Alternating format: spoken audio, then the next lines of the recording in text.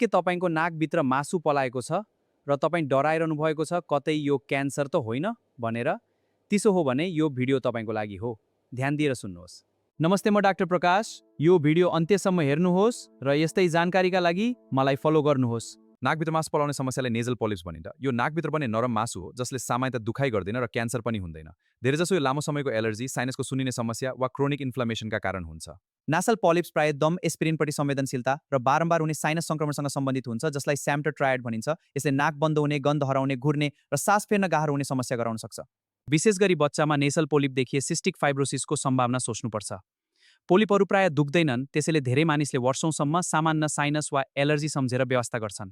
यसको उपचारमा नाकभित्र प्रयोग गरिने स्टेरोइड स्प्रे, नुन पानीले सफा गर्ने र गम्भीर अवस्थामा शल्यक्रिया प्रयोग गरिन्छ। तर ध्यान दिनुहोस्, यदि नाकबाट रगत आउने, एकातिर मात्र मासु बढ्ने वा तीव्र दुखाइ हुने समस्या छ भने ENT डाक्टरसँग तुरुन्त जाँच गराउनुहोस्, किनकि केही रेयर केसेसमा गम्भीर रोग पनि हुन सक्छ।